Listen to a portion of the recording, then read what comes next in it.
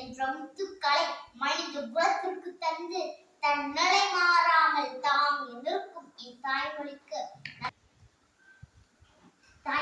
நன்றி சொல்லி 2000 ஆண்டுகளுக்கு முன்பே தோன்றிய உலக பொதுமுறை நமக்கு அளிக்கும் பெற்ற வாழ்க்கை நெறிகளில் சிலவற்றை பற்றி தங்களிடம் பேச உள்ளேன்.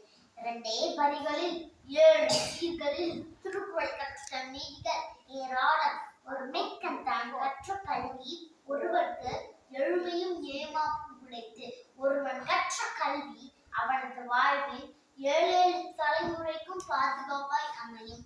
கேடில் பிழைச்செல்வம் கல்வி, கல்வியே சிறந்த அழிவில்லாத செல்வம் என்னும் எழுத்துமைக்கண் கலதவிட்ட முகத்தில் புண்ணுடையவர் என்று கல்வியின் சிறப்பை வலியுறுத்துகிறது வள்ளுவம்.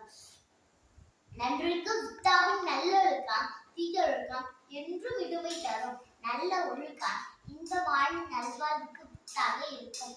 தீய ஒழுக்கமோ எக்காலத்திற்கும் துன்பத்தையே தரும். ஒழுக்கத்தின் எய்துவர் மேன்மை, இழுக்கத்தின் எய்துவர் எய்தா பழி. ஒழுக்கத்தால் மேன்மையை அடையலாம், ஆனால் ஒழுக்கத்தால் அடையக்கூடாத பகை அடைவர். ஒழுக்கம் இன்னும் உயர்ந்தது. ஒழுக்கமில்லா கல்வி பாழ் என்று ஒழுக்கத்தின் அவசியத்தை கூறுகிறார் வள்ளுவர். பொய்யாமை என்ன புறவாமை, பொய்யில்லாமல் வாழ்வதே சிறந்தது. வாய்மை என்பது தீமை இல்லாத சான்றோருக்கு பொய்யா விளக்கே விளக்கு. அந்த தூய்மை வாய்மையால் காணப்படும் என்று வாழ்வும் வாய்மையின் முக்கியத்துவத்தை கூறுகிறார் பொய்யில் புலவர். மனித பலம் சேர்க்கும் அனைத்து அறப்பண்புகளை வளர்க்கும் ஒரு சிறப்புமிக்க நூல் திருக்குறளே. நம்முடைய வாழ்க்கையில் எப்படி இருக்க வேண்டும்?